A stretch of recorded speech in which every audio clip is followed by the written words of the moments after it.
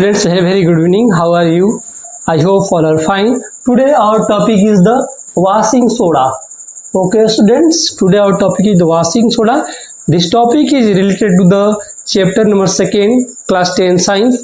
Chapter number 1 is already completed. If you want the videos, you can check the playlist and watch all the chapter 1 and chapter 2 topic videos. Okay students, you have any problem, you can comment it or WhatsApp it. Okay students, let's start today our topic washing soda. Before I am telling you, if you not subscribe my channel, please subscribe it and share the videos. Okay students, let's start the washing soda. Students, मैं यहाँ पे कुछ points लिख दिया हूँ ताकि हम लोगों को लिखते समय टाइम कम लगे और कम टाइम में जो है ज़्यादा टॉपिक कवर कर सके, इसलिए लिखती है पहले से जो चीज़ें कुछ लिखती हैं ताकि हम लोग लिखना ना पड़े और एक्सप्लेन कर दे।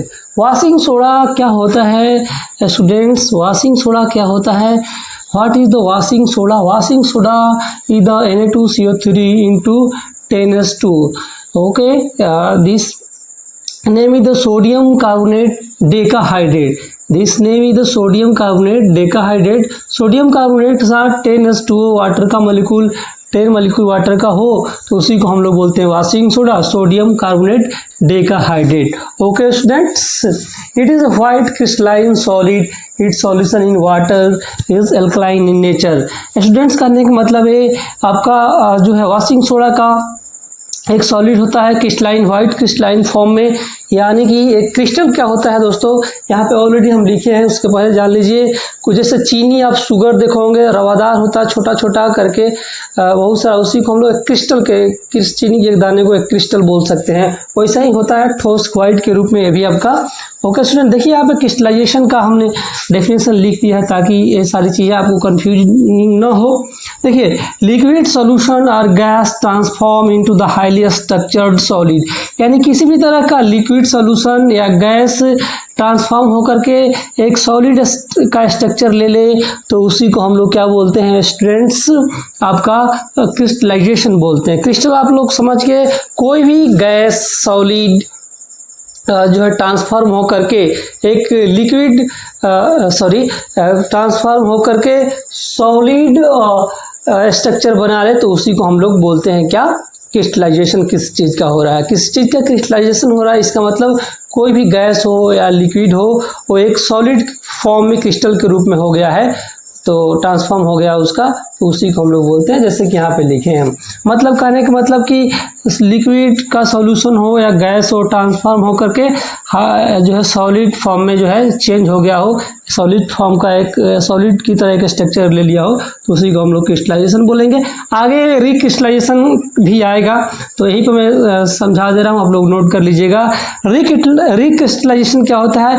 It is a chemical purification techniques to separate and purify solid compound. यह जो है रिक्रिस्टलाइजेशन एक प्रकार का टेक्निक है जिसमें केमिकल जो होता है उसको प्यूरिफाई करने का एक टेक्निक होता है और प्यूरिफाई करने के बाद उसको सेपरेट करके प्यूरिफाई सॉलिड कंपाउंड बनाना. ओके स्टूडेंट्स, तो यहाँ पे देख लीजिए, it is a chemical purification techniques to separate and purify solid compound. तो ये आपका क्रिस्टलाइजेशन समझ होंगे. क्रिस्टलाइजेशन क्या होता है? कोई भी गैस और लिक्विड ट्रांसफॉर्म हो जाता है सॉलिड फॉर्म में तो उसी को सॉलिड क्रिस्टल कहते हैं. रिक्रिस्टलाइजेशन क्या होता है? एक टेक्निक्स है जिसमें केमिकल को प्यूरिफाई करके सेपरेट कर देते हैं, प्यूरिफाई करके सेपरेट कर देते हैं, वाटर में डालते हैं, प्यूरिफाई करते हैं, उसको फिर से सेपरेट कर देते हैं. मतलब क्रिस्टल जो ये है इसी को दोबारा जो है आपका प्यूरिफाई करना और सॉलिड के रूप में सेपरेट कर देना उस कंपाउंड को, उसी को हम लोग बोलते हैं क्या? Crystallisation, recrystallisation. ओके स्टूडेंट्स, इतना आप लोग समझ गए होंगे. चलिए let's move our topic washing soda. How to make the washing soda. Washing soda कैसे बनता है हम लोग यहाँ पे सब कुछ देखने वाले हैं. Write down the heading manufacturing manufacturing of washing soda. यहाँ पे आप लोग लिख लीजिए, हेडिंग डाल लीजिए, वॉशिंग सोडा का मैन्युफैक्चरिंग कैसे होता है। तो स्टूडेंट्स, वॉशिंग सोडा का मैन्युफैक्चरिंग कैसे होता है, मैं रिएक्शंस लिखूंगा, सब कुछ लिखूंगा। उसके पहले मैं कुछ चीज़ें समझा देता हूँ आपको। अमोनियम ब्राइन सॉल्यूशन के साथ, जब अमोनियम ब्राइन सॉल्यूशन को जब कार्बन डाइऑक्साइड गैस के ऊपर प्रवाहित किया जाता है, अमोनियम ब्राइन सॉल्यूशन को कार्बन डाइऑक्साइड गैस के थ्रू प्रवाहित किया जाता है, तब जा करके एक रिएक्शंस होता है। मैं लिख कर दिखा देता हूँ। ओके,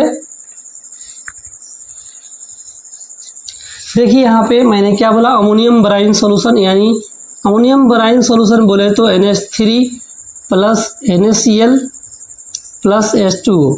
ये क्या है, ये कुल मिलाकर इसी को बोलते हैं हम लोग ammonium brine solution. Okay student, इसी को हम लोग बोलते हैं अमोनियम ब्राइन सॉल्यूशन। ओके, और इसी अमोनियम ब्राइन सॉल्यूशन को आप CO2 के साथ, CO2 जो गैस है, CO2 जो गैस है इसके साथ प्रोवाइड कराएंगे तो एक रिएक्शंस करेगा। आपका सोडियम बाइकार्बोनेट NaHCO3, इसके बारे में आप लोग जानते ही होंगे। इसके अलावा अमोनियम क्लोराइड। ओके स्टूडेंट्स, ये आपका यहाँ पे देखिए, ये रिएक्शन आपका यहाँ पे मिलेगा। चाहे तो आप लोग नाम लिख लीजिए। यहाँ पे ये हो गया, तो सोडियम बाइकार्बोनेट है, ऑलरेडी हम बहुत बार इसको लिखवा चुके, फिर भी लिखवा दे रहे हैं, सोडियम बाइकार्बोनेट। ओके, ये आपका क्या है, अमोनियम क्लोराइड है।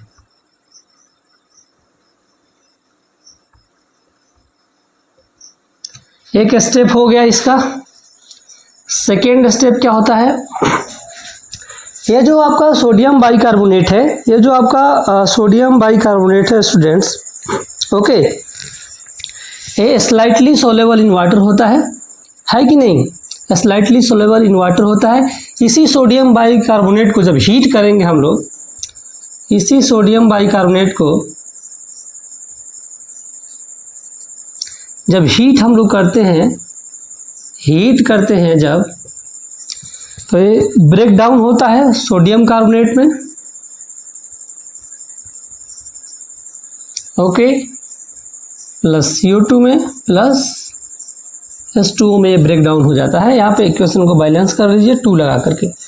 ओके, 2 लगा लेंगे तो ये पूरा इक्वेशन आपका बैलेंस हो जाएगा। यहाँ से देख लीजिए, इसको लिखते चलिए साथ साथ में। अब जो यहाँ पे ये देखिए, इसको लिख लीजिए, सोडियम बाइकार्बोनेट है ये वाला, और ये क्या है, आपका एस सोडा है। एस सोडा बोलते हैं इसको, क्यों, ये कार्बन डाइऑक्साइड गैस है,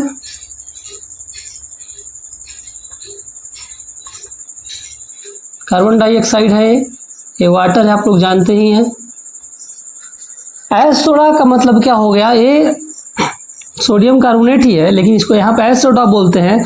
हीट होने के बाद जो ये निकलता है, इसको एस सोडा क्यों बोलते हैं, ये आपका व्हाइट पाउडर की तरह होता है। कैसा, व्हाइट पाउडर है, व्हाइट पाउडर की तरह होता है। एस सोडा कहने का मतलब है लैक ऑफ वाटर, इसमें वाटर नहीं होता है, बिल्कुल सूखा होता है, ड्राई होता है। व्हाइट पाउडर होता है, और इसमें क्या होता है, लैक ऑफ वाटर होता है। लैक ऑफ वाटर मतलब वाटर का इसमें कमी होता है, बिल्कुल सूखा होता है यहाँ पे सोडियम बाइकार्बोनेट। ओके स्टूडेंट्स, तो आशा करते हैं आप लोग एस सोडा के बारे में आप लोग समझ गए होंगे मैं क्या बोलना चाह रहा हूँ। ठीक है, इसको एस सोडा बोलते हैं। अब इसके बाद थर्ड आपका एक और रिएक्शन इसमें होगा। कैसा रिएक्शन होगा, तो देखिए इसमें क्या करेंगे हम लोग, इसके बाद आपको वाटर सॉल्यूशन के साथ एस सोडा का रिएक्शंस करा देंगे। उसके बाद हम लोग क्या करेंगे स्टूडेंट्स, देखिए यहीं पर लिख देता हूं मैं। यहाँ पे आप लोग एक बात लिखना था, हमें जगह नहीं है, मैं बोल दे रहा हूँ। लिक्विड सॉल्यूशन जो होगा यहाँ पे,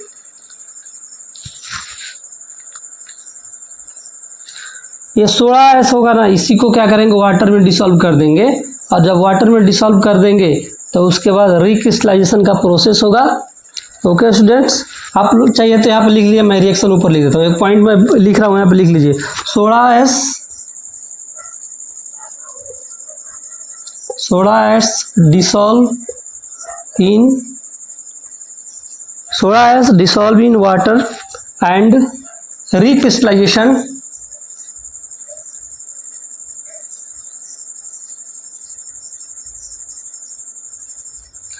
recrystallization okay,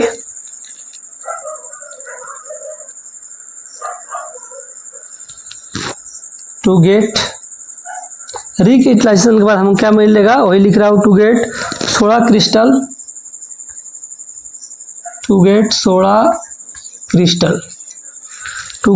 crystal containing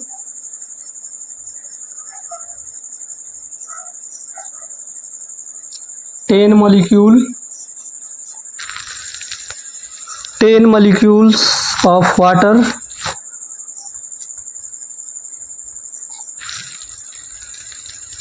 crystallization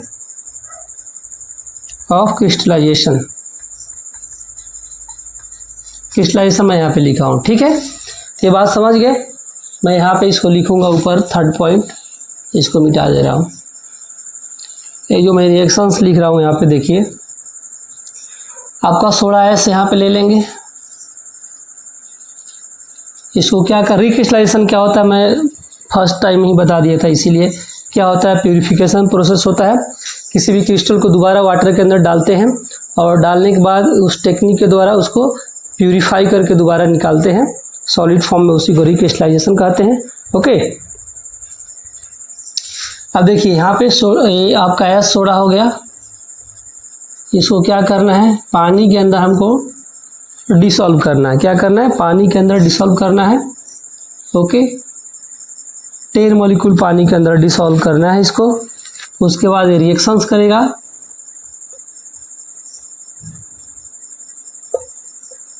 H2O बना लेगा। यही आपका वॉशिंग सोडा है, इसी को हम लोग बोलते हैं sodium carbonate decahydrate. Sodium carbonate decahydrate या इसको वॉशिंग सोडा बोलते हैं।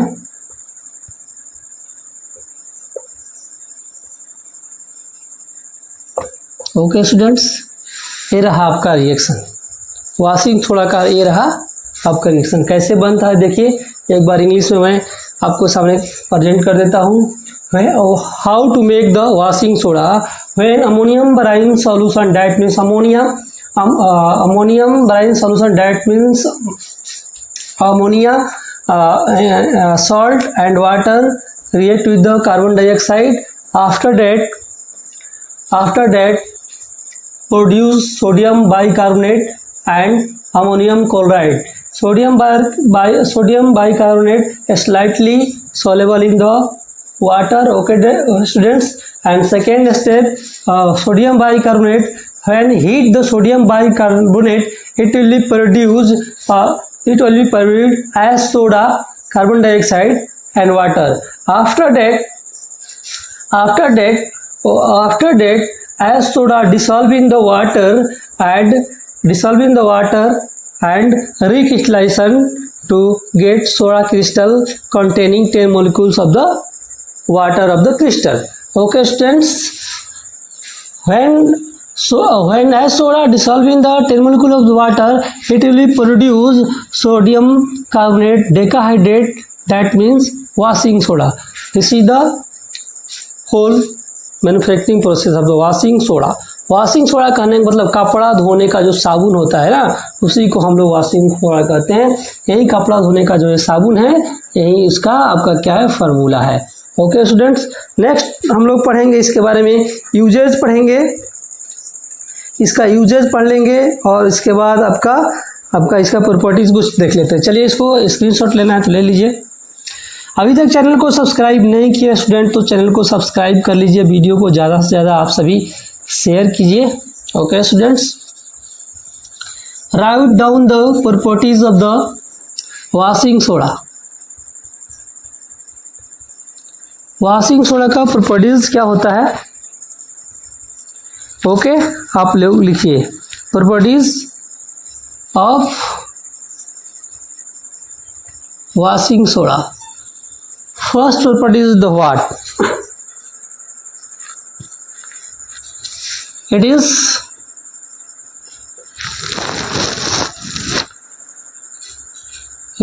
ट्रांसपेरेंट,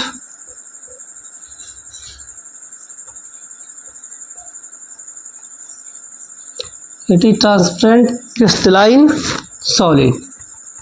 एक प्रॉपर्टीज हो गया। दूसरा आपका लिख लीजिए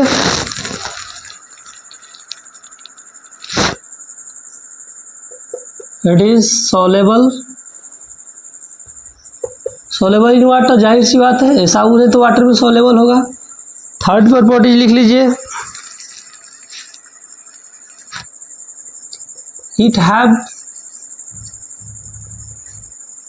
डिटर्जेंट प्रॉपर्टीज। इसके बाद डिटर्जेंट का प्रॉपर्टीज है, यानी जिस कपड़े में डस्ट लगा हुआ हो, कपड़ा गंदा हो, उसको साफ करने का क्वालिटी इसके अंदर होता है। यूजेज इसका लिख लीजिए यूजेज में क्या है?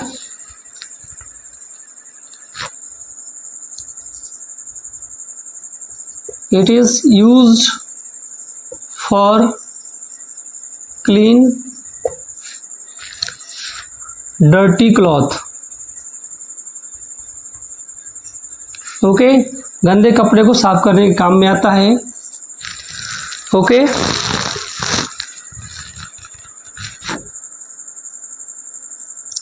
Use for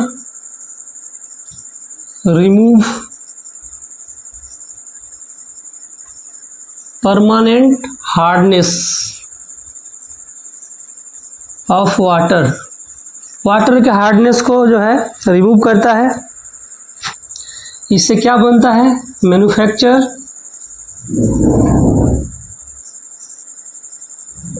for glass shop, जैसे साबुन भी बनता है वही है ग्लास सॉप, ये बनता है। ये बोरेक्स बनाने में जो है, बोरेक्स बनाने में भी ये हेल्प करता है। बोरेक्स का फॉर्मूला लिख लीजिए Na2B4O7 इंटू 10S2O। ये इस कंपाउंड को बनाने में भी हेल्प करता है। तो ये सारी चीज़ें हैं। आपका वॉशिंग सोडा के बारे में सारी चीज़ें थी। मैंने क्या क्या बताया आपको? सबसे पहले मैंने आपको बताया कि वॉशिंग सोडा क्या होता है।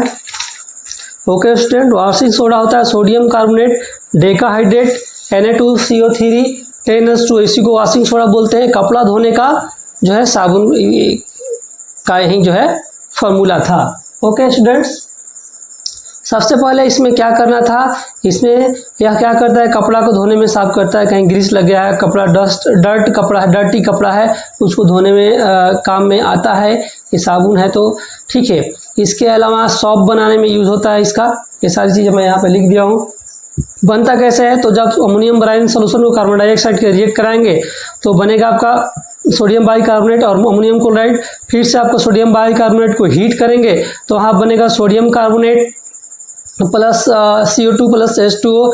ये सोडियम कार्बोनेट आयस सोडा होता है। इस आयस सोडा को फिर से आप क्या करेंगे? वाटर के अंदर डिसॉल्व करेंगे।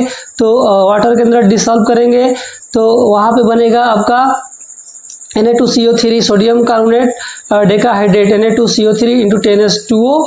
और यहाँ पे रिक्रिस्टलाइजेशन प्रोसेस भी होता है। ओके स्टूडेंट्स, ये सारी चीज़ें मैंने आपको बताया। यहाँ पे यूजेज बताया, यूजेज क्या होता है, सारी चीज़ बताया। चलिए प्रिंट करते हैं। आप सबका धन्यवाद।